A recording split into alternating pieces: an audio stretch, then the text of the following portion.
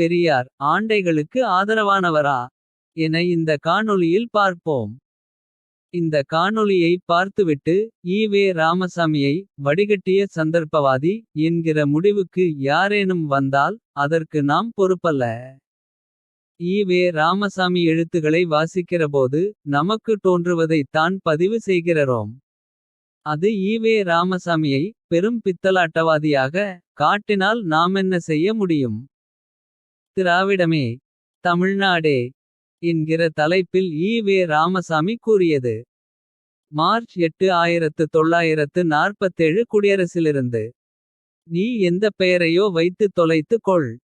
இன்று நீ அனாதியாய் அழுவாரற்ற பிணமாய் இருக்கின்றாய்.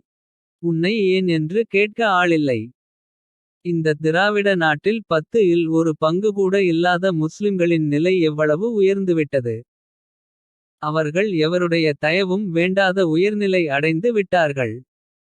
அதுபோலவே திராவிட நாட்டில் 6 இல் ஒரு பங்கு கொண்ட தீண்டப்படாத மக்களாயிருந்த தாழ்த்தப்பட்ட மக்கள் நிலை திடீரென்று எவ்வளவு உயர்ந்துவிட்டது தெரியுமா. இந்தியாவை விட்டு பிரிட்டிஷார் விலகிக் கொள்ளும் ஒப்பந்தத்தில் இந்த தீண்டப்படாத மக்கள் என்பவர்களின் விஷயம் ஒரு நிபந்தனை ஆக்கப்பட்டு அதற்கேற்றாற்போல் வேலையும் நடந்து வருகிறது. அவர்கள் இனிமேல் தீண்டப்படாத மக்களும் அல்ல. தாழ்த்தப்பட்ட மக்களும் அல்ல என்கின்ற நிலைமையை அடைந்துவிட்டார்கள். அவர்களுக்கு இனி உத்தியோகங்கள் ஓடி ஓடி வரும். பதவிகள் தேடித் தேடி வந்து கட்டி அணையும். இத்திராவிட நாட்டில் 30 இல் ஒரு பங்கு வீதம் எண்ணிக்கை கொண்ட பார்ப்பனர்கள் நிலையை நீயே பார். அவர்கள் இல்லாத இடம் எது. இந்திய ராஷ்டிரபதி, இந்திய முதல் மந்திரி, திராவிட முதல் மந்திரி மற்றும் என்ன எல்லாவற்றிலும் பார்ப்பனர்கள். சர்வம் பார்ப்பன மயம். இவர்கள் தவிர கிறிஸ்தவர்களை பார்.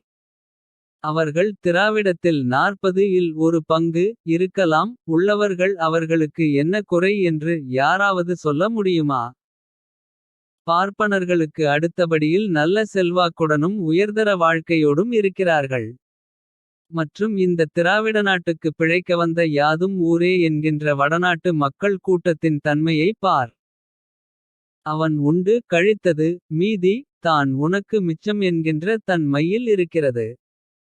இந்த நிலையில் நீ தமிழனா, தெலுங்கனா, கன்னடியனா, மலையாளியா, யாராய் இருந்தாலும் சரி. சென்னை மாகாணத்தவனான திராவிடனான அல்லது தமிழனே ஆன நீ என்ன நிலையில் இருக்கிறாய். நீ மற்றவரிலும் தாழ் நிலையில் இருப்பதற்கு காரணம் என்ன. மேற்கண்ட ஈவே ராமசாமி கூறியதில் எத்தனை முட்டாள்தனங்கள் உள்ளது என பார்ப்போம்.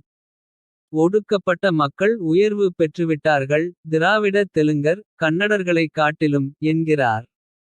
அதுவும் எப்போது. 1947 இல். உண்மை நிலை அவ்வாறாகவா உள்ளது. மூத்த குடியான தாழ்த்தப்பட்ட ஒடுக்கப்பட்ட மக்களை ஈவே ராமசாமி தமிழர்கள் என்ற கணக்கிலேயே எடுத்து கொள்ளவில்லை. இந்த அறிவு மோசடியை என்னவென்று சொல்வது. ஈவை ராமசாமி திராவிட கணக்கில் எம்மக்களை சேர்க்க வேண்டாம். அது எங்களுக்கு தேவையில்லை. தமிழரல்லாதவர்களாக காட்ட முயல்வது அயோக்கிய தனமில்லையா. ஈவே ராமசாமி குறிப்பிட்ட முஸ்லிம்கள், கிறிஸ்தவர்கள், பார்ப்பனர்கள், வடநாட்டவர் அளவுக்கு ஒடுக்கப்பட்ட மக்கள் உயர்வு பெற்றுவிட்டார்களாம். உத்தியோகங்கள் ஓடி ஓடி வருமாம். பதவிகள் தேடித் தேடி வந்து கட்டி அணைக்குமாம். ஈவே ராமசாமியின் பார்வைக்கு திராவிடர்களான அவரின் நாயக்க சமூகமும் அவர் குறிப்பிடும் இதர சமூகமும் தான் இழிந்த நிலையில் உள்ளதாம். இப்படி சொல்ல ஈவே ராமசாமிக்கு மனசாட்சி என்பதே இல்லாமல் போயிருக்க வேண்டும். பார்ப்பனர்கள் பற்றி ஈவை ராமசாமி சொல்வதில் இருக்கிற அதே உண்மை கிறிஸ்தவர்கள் பற்றி முஸ்லிம்கள் பற்றி கூறுவதிலும் உள்ளது. பார்ப்பனர் அளவுக்கு பதவிகளில் இல்லையென்றாலும் கிறிஸ்தவன் என்றால் முஸ்லிம் என்றால் ஆட்சியாளன் அஞ்சுகிறானே. தாங்கள் நினைத்ததை சாதித்துக் கொள்கிறானே. ஒடுக்கப்பட்ட சமூகத்தால் அது இயலுமா. தனி தொகுதிகளை விட்டால் அவர்களுக்கு தொகுதி இல்லையே. ஈவே ராமசாமி குறிப்பிடும் இழிந்த நலிந்த நிலையில் இருக்கும் திராவிடன் நிலை அப்படியா உள்ளது. அதனால் பிறர் விஷயத்தில் ஈவே ராமசாமி கூறும்போது இருக்கிற உண்மை ஒடுக்கப்பட்டோர் விஷயத்தில் இல்லை. இந்த விஷயத்தில் ஈவே ராமசாமி பொய்யன் ஆகிறார். கைப்புண்ணுக்கு கண்ணாடி எதற்கு என்பது போல். ஒடுக்கப்பட்டோரின் சமூக நிலை திராவிட நாட்டில் 6 இல் ஒரு பங்கு கொண்ட தீண்டப்படாத மக்களாயிருந்த தாழ்த்தப்பட்ட மக்கள் நிலை திடீரென்று எவ்வளவு உயர்ந்துவிட்டது தெரியுமா. என்று ஈவே ராமசாமி வியக்கிற அளவா உள்ளது. கீழ்வெண்மணியில் கூலி உயர்வு கேட்டதால் எரிக்கப்பட்டு கொல்லப்பட்டது திராவிட நாயக்க சமூகமா. ஒடுக்கப்பட்ட தலித் சமூகமா. ஏன் இங்கே ஒடுக்கப்பட்ட சமூகத்தாரோடு ஈவே ராமசாமியின் நாயக்க சமூகத்தை மட்டும் இணைத்து பேசுகிறோம் என்றால். சாதியை ஒழிக்க கிளம்பிய ஈவே ராமசாமியானாலும். நாயக்கமார்கள் நாமஞ்சாத்தப்பட்டதற்கு தானே ஒப்பாரி வைத்தார். இதோ ஈவராமசாமி நாயக்கர்கள் நாமஞ்சாத்தப்பட்டார்கள். என்கிற தலைப்பில் அவர் எழுதிய தலையங்கம். கோயமுத்தூர் ஜில்லாவில் கொங்கு வேளாளர்களுக்கு அடுத்த சமூகம் ஜனப்பெருக்கத்திலும் விவசாயத்திலும் இரண்டாவதாக விளங்கக்கூடியவர்கள் ஆந்திர நாயக்கர்மார் அதாவது கம்மநாயக்கர்மார் சமூகமாகும். இவர்கள் செல்வத்திலும் வியாபாரத்திலும் வேளாளர்களை விட சிறிது குறைந்தவர்கள் அல்ல என்றே சொல்லலாம். பொள்ளாச்சி உடுமல்பேட்டை திருப்பூர் அவனாசி ஆகிய தாலூகாக்களில் இவர்கள் குறிப்பிடத்தகுந்த ஜன சமூகமுள்ளவர்கள். இவ்வளவோடு மாத்திரமல்லாமல் காங்கிரஸ் கூப்பாட்டிலும் கதர் வேஷத்திலும் ஜெயிலுக்கு போனதிலும் அடிபட்டதிலும் பிழைப்பு இருப்பு முதலியவைகளை லட்சியம் செய்யாமல் காங்கிரஸ் என்று அலைந்ததிலும் இவர்கள் மற்ற எந்த சமூகத்தாரையும் விட குறைந்தவர்கள் அல்ல என்பது மாத்திரமல்லாமல் வேறு பல சமூகங்களை எல்லாம் விட மேம்பட்டவர்கள் என்றும் சொல்லலாம். அப்படிப்பட்ட சமூகத்தார் இன்று காங்கிரஸ் பார்லிமெண்டரி கமிட்டியாரால் நாமம் சாத்தப்பட்டு விட்டார்கள்.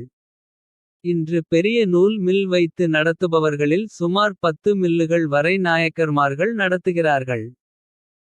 அவனாசி கோயமுத்தூர் தாலூகாக்களின் ஸ்தானத்தை ஏன் நாயக்கர்மார்களுக்கு விட்டுவிடக்கூடாது என்று கேட்கின்றோம். தோழர் வி. சி. பழனிச்சாமி கவுண்டர் அவர்களுக்கு ஜில்லா போர்டு பிரசிடெண்டு ஒன்று போதாதா. அவர் தமையனார் கணம் வெள்ளியங்கிரி கவுண்டர் அவர்கள் அப்பர் செம்பர் பார்ப்பதுகொண்டே தோழர் பழனிச்சாமி கவுண்டர் திருப்தி அடையக்கூடாதா என்று மறுபடியும் கேட்கின்றோம். ஆனால் நாயக்கர்மார்களுக்கு இந்த கதி வேண்டியதுதான். இனியாவது புத்தி வந்துடனே ஒரு மகாநாடு கூட்டி காங்கிரஸ் கொடுமையை கண்டித்து கிளர்ச்சி செய்து தாங்கள் சுயமரியாதையை காப்பாற்றிக் கொள்வார்கள் என்று நினைக்கின்றோம்.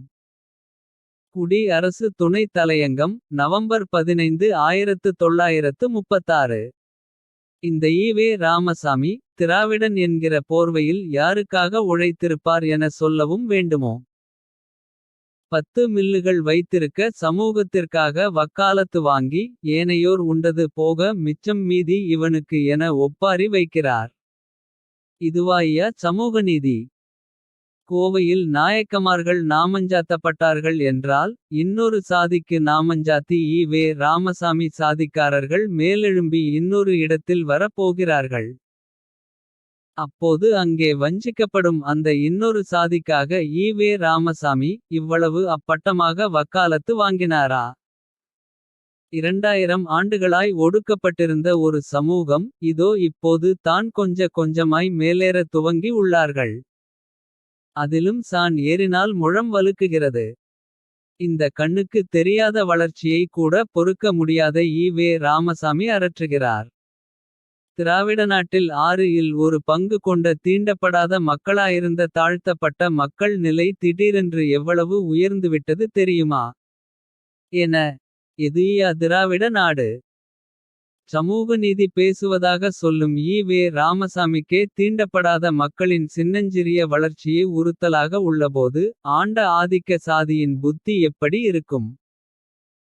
நாயக்க மன்னர்களோடு இடம் பெயர்ந்து வந்த ஆந்திர மக்கள். இங்கே நூற்றுக்கணக்கான ஏக்கர் நிலங்களுக்கு சொந்தக்காரர்களாய் இருக்கிறார்கள். எத்தனை தொழிற்சாலை தெலுங்கர்களுக்கு. மண்ணின் மைந்தர்களாம் தமிழர்கள் கூலிகளாய். இதெப்படி சாத்தியமானது என ஈவே ராமசாமியின் மூளை என்றேனும் சிந்தித்திருக்குமா. மண்ணின் மைந்தர்களாம் தலித் சமூகத்தை சேர்ந்தவர்களில் எத்தனை மிராசுதார்கள் இருக்கிறார்கள். எத்தனை தொழிலதிபர்கள் இருக்கிறார்கள் என 350 வருஷ காலத்திற்குள் ஈவே ராமசாமியின் உறவுகாரர்கள் மட்டும் எப்படி ஆயிரமாயிரம் ஏக்கருக்கு அதிபதியானார்கள். தலித் சமூகத்தில் ஏன் எந்த சொத்து பத்தும் இல்லை. ஈவே ராமசாமி கூறுவார், தம் சமூக கூட்டாளிக்கு ஆதரவாக கடுமையாக உழைத்தோம். நிலக்கிழார் ஆனோம் என்று. ஒடுக்கப்பட்ட மக்கள் உழைக்காத உழைப்பையா நீ உழைத்துவிட்டாய். நீ கடுமையா உழைக்கவில்லை. கடுமையாக சுரண்டினாய் தமிழகத்து மண்ணின் மைந்தர்களை. அதனால் தான் இத்தனை விவசாய நிலங்களும் இவ்வளவு தொழிற்சாலைகளும் உங்களுக்கு கிடைத்தது. இவ்வளவு வசதியிருந்தும் திராவிட நாட்டில் 6 இல் ஒரு பங்கு கொண்ட தீண்டப்படாத மக்களாயிருந்த தாழ்த்தப்பட்ட மக்கள் நிலை திடீரென்று எவ்வளவு உயர்ந்துவிட்டது தெரியுமா. என அடுத்தவன் நிலையை பார்த்து வெம்புகிறாய். நீர் சமூக நீதிக்காரனா சமூக அநீதிகாரனா.